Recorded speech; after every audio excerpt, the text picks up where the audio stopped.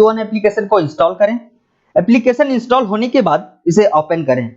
Application open होते ही ये आपसे कुछ परमिशंस मांगता है, तो सबसे पहले आप सारे परमिशन को अलाउ कर दें। इस जगह आप इन दोनों में से किसी भी परमिशन को अलाउ कर सकते हैं और जिस जगह आपको अलाउ का पॉपअप शो हो उस जगह अलाउ पर क्लिक कर दें। सारे परमिशंस को अलाउ करने के बाद एक नया पेज ओपन होता है जिसमें कुछ इस तरह का इंटरफेस शो होता है। तो इस जगह प्रोसीड टू लॉगिन वाले ऑप्शन पर क्लिक करें। इस ऑप्शन पर क्लिक करने के बाद एक नया पेज ओपन होता है जिसमें कुछ इस तरह का इंटरफेस शो होता है। इस जगह यूजर आईडी डालकर साइन इन करने को कहा जाता है। क्योंकि हम फर्स्ट टाइम रजिस्टर करने वाले हैं तो सबसे पहले हमें यूजर आईडी बनाना होगा। तो इसके लिए इस जगह नीचे न्यू यूजर वाले ऑप्शन पर क्लिक करें। न्यू यूजर पर क्लिक करते ही एक नया पेज ओपन होता है जिसमें रजिस्टर करने के लिए 3 मेथड को दिखाया जाता है। फर्स्ट है registration with debit card, second है रजिस्ट्रेशन विदाउट डेबिट कार्ड और थर्ड है रजिस्टर विद आधार। इस मेथड से आप आधार कार्ड को वेरीफाई करके रजिस्ट्रेशन कर सकते हैं। तो आप इन तीनों में से किसी भी मेथड को वेरीफाई करके आगे प्रोसीड कर सकते हैं। मैं इस वीडियो में डेबिट कार्ड की मदद से रजिस्ट्रेशन करने वाला हूं। इसके लिए रजिस्ट्रेशन विथ डेबिट कार्ड वाले ऑप्शन पर क्लिक करें। इस ऑप्शन पर क्लिक करने के बाद एक पॉपअप शो होता है जिसमें कुछ इंस्ट्रक्शंस दिखाए जाते हैं। तो इस जगह नीचे ओके पर क्लिक करें। ओके पर क्लिक करते ही एक नया पेज ओपन होता है जिसमें कुछ डिटेल्स और कुछ ऑप्शंस चूज करने को कहा जाता है। तो सबसे पहले इस जगह अपना बैंक अकाउंट नंबर एंटर करें। उसके बाद सेकंड ऑप्शन में हमें रजिस्ट्रेशन चैनल चूज करने को कहा जाता है और 2 ऑप्शन दिए जाते हैं। फर्स्ट है मोबाइल बैंकिंग सर्विसेज और सेकंड है mobile and internet banking services. यदि आप फर्स्ट ऑप्शन को चूज करते हैं तब आप सिर्फ PNB वन के इस मोबाइल बैंकिंग एप्लीकेशन में ही रजिस्टर होंगे और यदि आप सेकंड ऑप्शन को चूज करते हैं तब आप PNB वन के मोबाइल बैंकिंग में रजिस्टर होने के साथ साथ PNB के इंटरनेट बैंकिंग में भी रजिस्टर हो जाएंगे। बट इसके लिए आपको वापस से ब्राउजर में जाके कुछ सेटअप करना होगा। क्योंकि मैं सिर्फ मोबाइल बैंकिंग में ही रजिस्ट्रेशन करना चाहता हूं इसलिए मैं फर्स्ट ऑप्शन को चूज कर रहा हूं। उसके बाद नेक्स्ट ऑप्शन में हमें मोड ऑफ ऑपरेशन चूज करने को कहा जाता है। इसमें भी 2 ऑप्शन दिए जाते हैं। फर्स्ट है व्यू ओनली और दूसरा है व्यू एंड ट्रांजैक्शन। तो इस जगह यदि आप फर्स्ट ऑप्शन को चूज करते हैं तब आप अपने अकाउंट का सिर्फ डिटेल्स ही देख सकते हैं, जैसे कि बैलेंस इंक्वायरी करना या कुछ ट्रांजैक्शन हिस्ट्री वगैरह देखना। और यदि आप सेकंड ऑप्शन अर्थात व्यू एंड ट्रांजैक्शन को सिलेक्ट करते हैं तब आप मोबाइल बैंकिंग के सारे फीचर्स को इस्तेमाल कर सकते हैं। अर्थात आप पैसे भेज सकते हैं, ट्रांजैक्शन हिस्ट्री देख सकते हैं, कुछ परचेज कर सकते हैं या इन्वेस्ट कर सकते हैं। तो इस जगह मैं रिकमेंड करूंगा हमेशा सेकंड ऑप्शन को ही चूज करें। तो इस जगह सेकंड ऑप्शन को सिलेक्ट करें। उसके बाद नीचे कंटिन्यू वाले ऑप्शन पर क्लिक करें।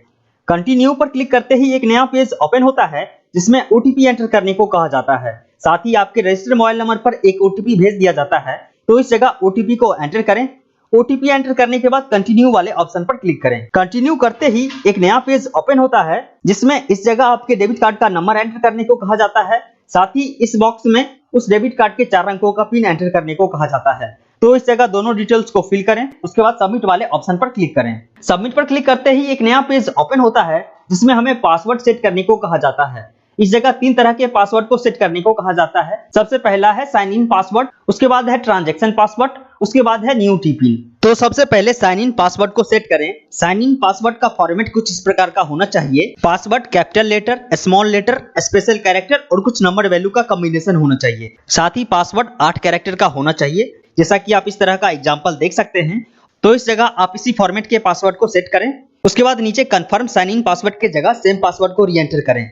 उसके बाद इस जगह ट्रांजैक्शन पासवर्ड सेट करें। ट्रांजैक्शन पासवर्ड का फॉर्मेट साइन इन पासवर्ड के फॉर्मेट जैसा ही है, आप इस जगह एग्जांपल देख सकते हैं। तो इस जगह ट्रांजैक्शन पासवर्ड को एंटर करें। उसके बाद नीचे कंफर्म ट्रांजैक्शन पासवर्ड की जगह सेम पासवर्ड को री एंटर करें और लास्ट में आप 4 अंकों का टी-पिन सेट करें। इसके लिए आप अपने पसंद के 4 अंकों का टी-पिन इस जगह एंटर करें। उसके बाद नीचे कंफर्म न्यू टी-पिन की जगह सेम पिन को री एंटर करें। अब सारे डिटेल्स को फिल करने के बाद सबमिट वाले ऑप्शन पर क्लिक करें।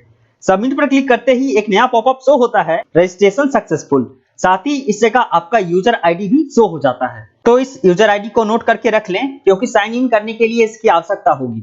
अब आप नीचे इस जगह साइन इन वाले ऑप्शन पर क्लिक करें। साइन इन पर क्लिक करते ही शुरुआत जैसा इंटरफेस शो हो जाता है। तो इस जगह यूजर आईडी एंटर करने को कहा जाता है, जो कि हमें पिछले स्टेप में मिल चुका है। यूजर आईडी एंटर करने के बाद साइन इन पर क्लिक करें।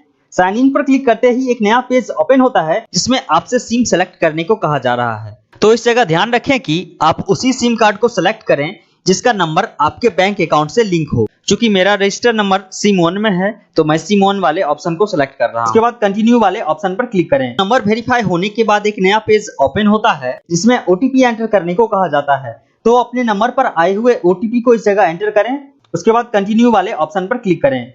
ओटीपी वेरीफाई होने के बाद एक नया पेज ओपन होता है जिसमें एमपिन सेट करने को कहा जाता है। इस एमपिन को सेट करने के बाद आप जब भी इस एप्लीकेशन को ओपन करेंगे तब इसी 4 अंकों के एमपिन से लॉगिन हो सकते हैं।